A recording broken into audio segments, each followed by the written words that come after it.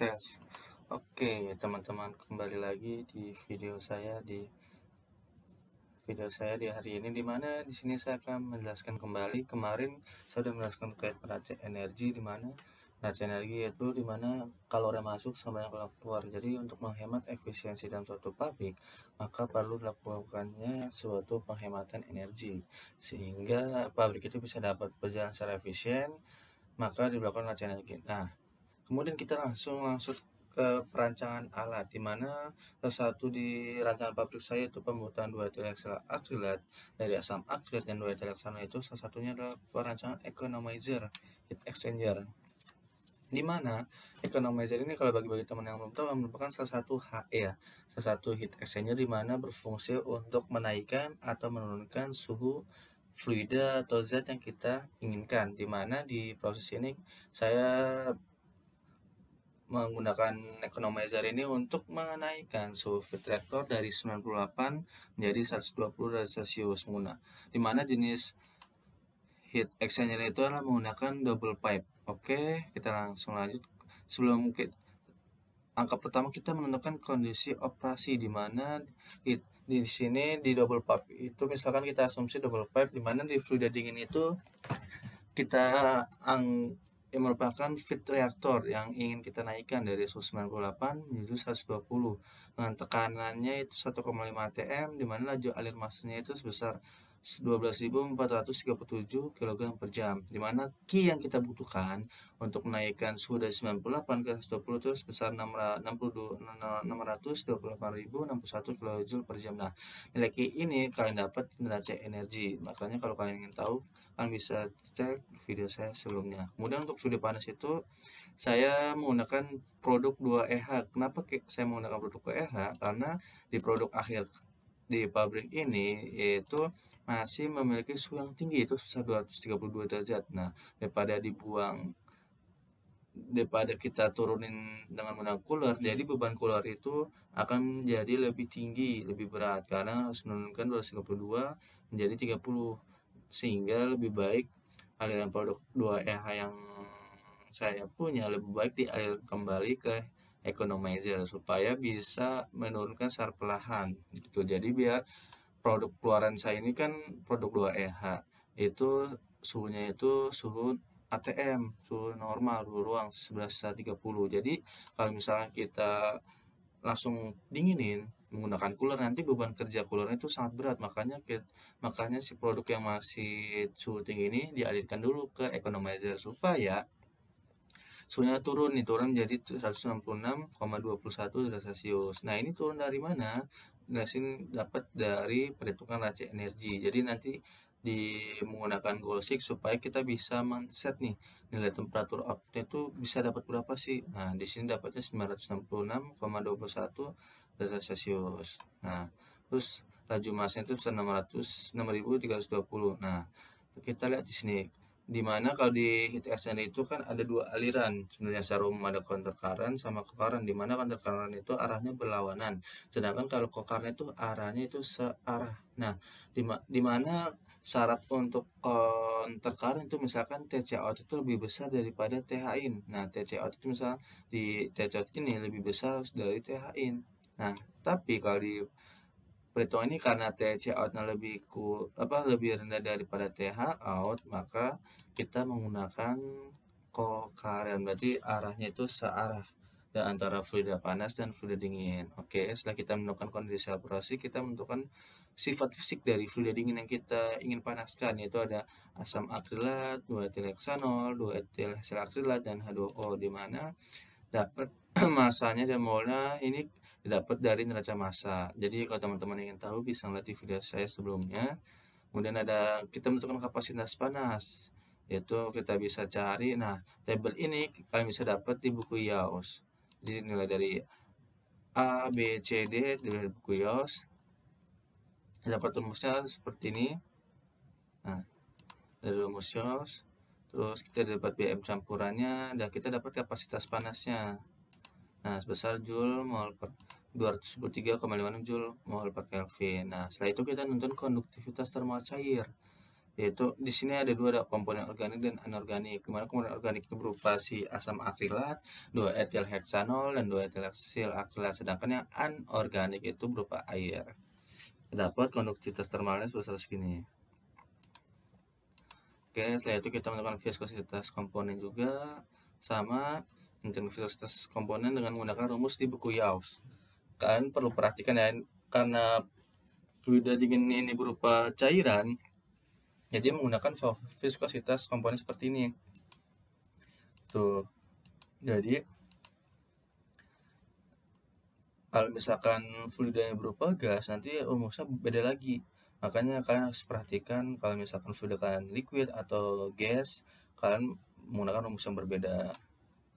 Nah, terus ini ada densitas komponen juga. Ada fluida panas tadi berupa itu, sama rumusnya. Kita lanjut aja ya biar lebih cepat. Kemudian kita menentukan delta MTD. Delta MTD itu merupakan temperatur log mean temperature difference atau temperatur rata-rata di sepanjang pipa pada alat heat exchanger. Jadi kita ingin mengetahui nih delta MTD ini nilainya berapa sih. Nah, kita bisa, karena kokaran, kita hitungnya rumusnya seperti ini: T1 kurang T kecil 1 dikurang T2 dikurang T kecil 2. Bagilan T1 per min T kecil 1 dibagi T2 dikurang T kecil 2. Nah, persamaan ini kalian bisa dapat di buku Kern di persamaan 5.15 di page 89. Nah, setelah itu kalau kita dapat nih delta T MTD itu berupa suhunya sebesar segini, 183,87 derajat Fahrenheit. Nah, setelah itu kita menentukan coefficient of trial. Nah, berdasarkan table 1536 di Lowitz volume 3, kita dapat whole fluid itu merupakan organik, cold fluid itu merupakan organik. Jadi range UD-nya itu sebesar 20 sampai 60. Udah kita asumsi 20. Nah, kita dapat luas perpindahan panasnya dengan menggunakan Q sama U per delta T LMTD. Kita dapat 53,96. Nah, dari luas ini kita dapat menentukan jenis heat exchanger yang kita ingin buat. Nah, kalau misalkan luas perpindahan panasnya itu kurang dari 200 feet kuadrat, maka ia merupakan heat exchanger yang kita gunakan double pipe heat exchanger. Kalau misalkan lebih dari 200 feet, kita menggunakannya cell and tube heat exchanger. Jadi karena ini ada 53,96 feet kuadrat, kita menggunakan double pipe heat exchanger. Nah, setelah itu kita tentukan dimensi pipa. Nah, dimensi pipa ini ada aturan standarnya, itu di buku Kern. Jadi double pipe exchanger fitting yang standar itu ada yang 2 inch sama 1/4 inch. Karena kita karena laju masanya besar, maka kita menggunakan yang paling besar, yaitu 4 sampai 3 inch. Nah, PS. Nah, standar-standar ini kalian bisa dapat di ukuran ini di table 11 di buku Kern. Jadi di sini udah diketahui nih OD-nya, schedule-nya, insight-nya. Jadi kalian tinggal nyari saja. Terus kita bisa, sekarang kita nyari nih inner cold sama hot fluid. Jadi inner cold inset diameternya kita bisa dapat dari sini. Terus selnya berupa hot fluid kita bisa dapat D1 nya sini, D2 nya ini. Kita bisa dapat. Terus kita nyari diameter ekuivalennya.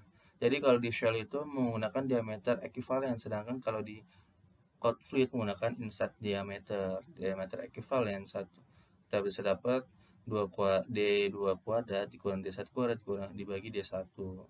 Nah, terus kita menggunakan flow area, sama kita menggunakan warna luas lingkaran pakai rumus luas lingkaran aja, 1/4 V.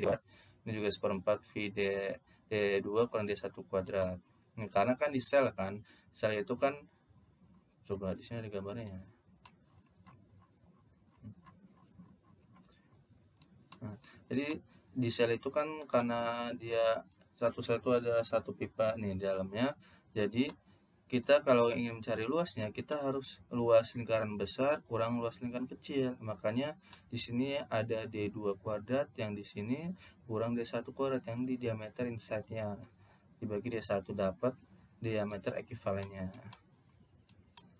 Oke, terus kita nyari mass velocity sama rumusnya laju massa dibagi sama luas flow rate-nya. Terus kita nyari TC nya segini, temperaturnya ada di kondisi operasi. Dari viscositasnya juga ada. Nah, nyari NRT-nya sama dengan diameter kali mass flow dibagi viskositas. Nah, kita dapat NR-nya 94.000, ini 125.000. Nah, setelah kita dapat ini, kita bisa menentukan nilai JH. JH faktor itu bisa kita lihat di tabel ini kan nih. Kita tarik garis dari tabel sini.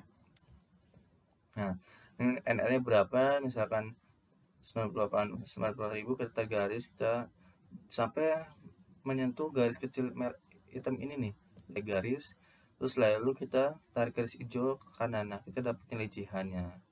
Itu pun dengan yang bagian shell. Oke, terus setelah itu kita nyari heat transfer coefficient site itu pada OD rumusnya ini.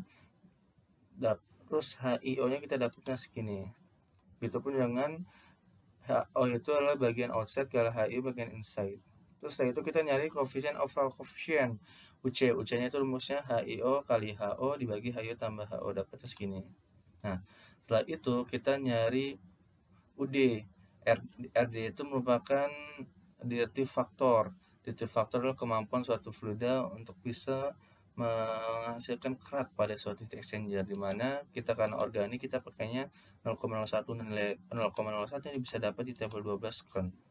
Jadi kalian tinggal lihat aja nih, ada apakah komponen kalian oil, non organik, organik, refrigeran atau lainnya. Kalian bisa lihat nilai RD-nya di tabel 12 kan 1950. Setelah itu kita masukin, dapat nilai UD-nya sebesar segini. Nah, terus kita nyari nih required surface area-nya besar segini. Steam tambah UD-nya pakai UD yang ini. Nah, setelah itu kita menghitung jumlah hairpin. Nah, jumlah hairpin itu adalah required surface area dibagi external surface inner tube, dapatnya 12 feet. Nah, karena panjang kita dulu, sedangkan panjang standar itu 12, 15, 20. Nah, makanya itu kita pakai yang 12 saja. Nah, karena dimana satu hairpinnya jadi satu kan nama double pipe itu bentuknya seperti penjepit U.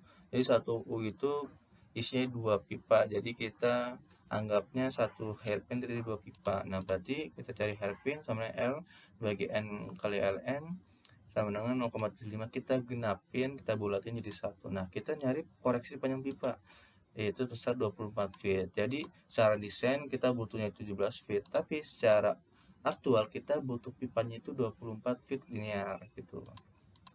Terus karena kan tadi nilai UD yang sebelumnya itu UD desain, kita nyari UD aktual. Nah, UD aktual itu adalah kita pakai rumus A-nya, surface eksternal kali panjang pipa, dapat 22,8 feet. Nah, jadi kita dapat nih surface areanya, luas perpindahan panasnya secara overall atau secara aktual dapatnya sebesarnya segini. Nah, kita nyari UD-nya, tinggal dibalik lagi, jadi UD sama 147 BTU per feet kuadrat jam per Fahrenheit. Nah, kita dapatnya RD-nya, nah 0,027. Nah, kalian perlu perhatian, RD hitung itu harus lebih besar daripada RD dibutuhkan, karena kan RD itu kan relative factor kan. Jadi kalau misalkan kita mendesainnya itu dikurang dari RD yang dibutuhkan itu, maka bisa kemungkinan HE kita nggak terlalu efisien, karena RD yang dibutuhkan itu adalah syarat minimumnya gitu. Maka kita harus lebih besar biar meminimalisir efektivitas dari heat exchanger-nya. Kemudian setelah kita menghitung pressure drop, di mana pressure drop sama rumusnya kita pakai fluida dingin dan fluida panas. Nah, fluida dinginnya kita rumusnya pakai seperti ini. Nah, setelah itu kita menemukan friction factor. Nah, friction factornya rumusnya seperti ini. Ini udah ketentuannya rumusnya ya. Jadi kalian tinggal cari aja. Terus setelah itu kita melakukan Fanning equation. Dapatnya segini dan segini. Terus velocity sebesar segini. Nah, terus kita delta F di hairpin-nya dapatnya segini. Nah, pressure drop dapatnya 0,27, 20,9. Nah, ini masih sesuai require ya, karena delta P di shell sama di inner pipe sama outside pipe itu harus kurang dari 10 PSA. Kenapa harus kurang sih? Karena biar fluida bisa berjalan. Kalau misalkan lebih dari 10 PSIA, maka nanti efektivitas dari heat exchanger itu akan berkurang. Bahkan nanti si fluidnya itu tidak bakal keluar dari pipa, makanya harus lebih rendah dari 10. Nah, setelah itu kita bisa meresum ya. Nah, meresum atau heat exchanger-nya seperti ini. Nah, ada satu buah dan bahan konstruksinya itu kalian pilih mau pakai carbon steel, stainless steel karena komponen di fluida yang digunakan itu karena bersifat korosif, maka menggunakan stainless steel. Nah, stainless steel itu ada banyak jenisnya. Di sini kita menggunakan stainless steel SA240 grade 316. Kenapa sih menggunakan stainless? Karena karena fluida bersifat korosif, biar pipanya itu tidak mudah terkorosif. Makanya menggunakan stainless steel. Kalau misalnya menggunakan carbon steel atau alloy lainnya, maka rentan terkena korosif sehingga bisa merusak struktur alat. Nah, makanya itu kita menggunakan stainless steel SA240 grade 316. Oke, mungkin demikian video yang saya buat untuk penjelasan terkait economizer atau salah satu heat exchanger. Nah, mungkin untuk video selanjutnya saya akan membahas terkait pompa ataupun terkait reaktor ya. Oke, terima kasih. Wassalamualaikum.